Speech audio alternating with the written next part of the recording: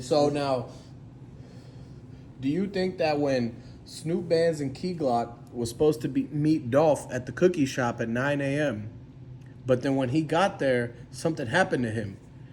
They probably knew about that, right? Yeah, most definitely. How could they not knowing about it when they were going to meet him there, and all of a sudden something happens to him? There's something more they knew about that. That stuff doesn't just happen to somebody where you're going to meet up with someone and all of a sudden they're killed or shot or something big just happened to them. That plan was most likely orchestrated very carefully and meticulously.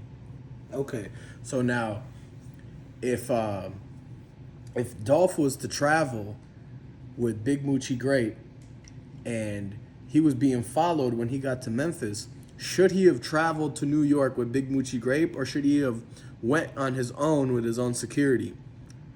He should have went on his own with his own security because, him traveling with Big Moochie Grape just left him a target. They know his schedule, they know who he's with, they know where he's going. But with him being with his own security, he would have had his own private schedule. He would have had his own private security. It would have been much safer and more relevant and better for him.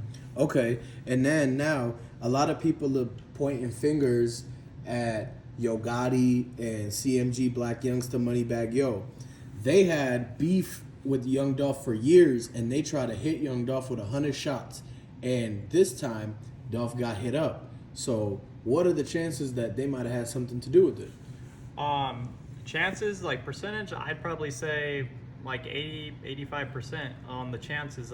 Most likely 100%, just because, look at how the plan was orchestrated and look at how things were supposed to be, but they didn't end up that way. They were supposed to link up and do collabs and interviews and meetups and stuff. And instead, Young Dolph is now resting in peace in the grave. And shout out to Young Dolph. I'm sorry again about what happened to him. Okay, now Makita's and the Cookie Monster, right? Raven Thick. Now Jamaica Thick. She said that she wanted to sign with CMG, and now when Dolph got hit up and found at the cookie shop, but she wanted to work for Yo Gotti, that has a connection, right?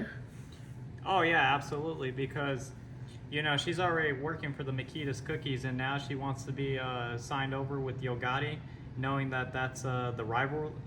That's their rival, and so she's asking to basically be sided with the rival, but she's trying to be possibly an undercover agent too. Okay, now 007 saw Blac Youngsta running out the back door of the cookie shop and running across the Family Dollar parking lot into the Lincoln that Mia J drove. Now, what do you think about that? Do you think that has something to do with the whole situation? Oh yes, absolutely, and she probably was involved in the plan, most definitely, for the setup of things, because she was there exactly when it happened. The exact time. Driving the Lincoln. Yes, absolutely. And she was on her phone during the time in the interview process, if you look about it. Okay, and then now, not to cut you off, but with people saying Blac Youngsta was actually there on scene. So if he's on scene, that has to be him having an involvement. Yes. Could that be? And as I was going to continue on, as I was saying, she when she was interviewed, she was actually on the phone during that time. So she was probably making a call to Blac Youngsta or one of his people or someone to let them know about Young Dolph's location and what his whereabouts and what he's up to. Okay, so now Moneybag Yo's Bluetooth was pinged and in that same location. And they were also spotted at the airport on Yo Gotti's live. Now, Yo Gotti could not have gone live when it was in the sky because there would be no service.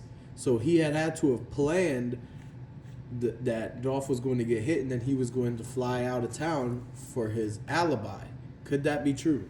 Oh yes, and that's what I meant by the meticulously planning. They carefully thought this out.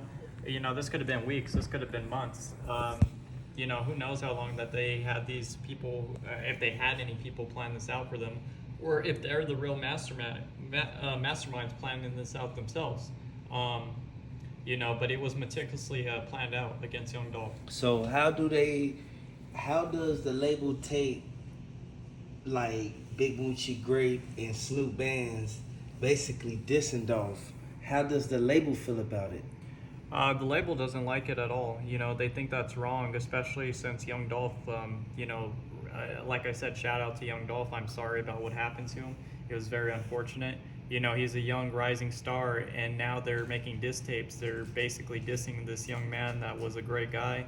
He donated to people. He was a, you know, stand-up guy himself. I met the guy, you know, great guy.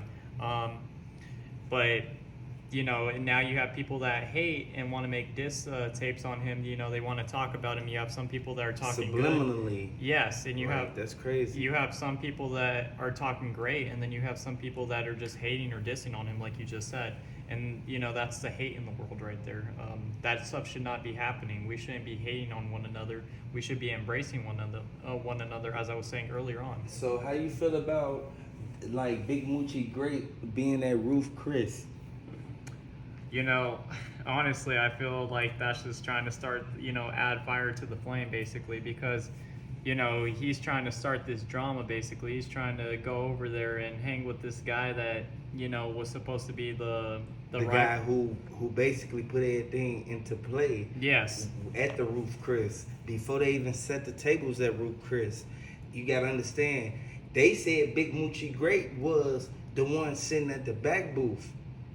Oh yes, absolutely, and you know, and that's what I think it's mind-boggling. I think it's crazy.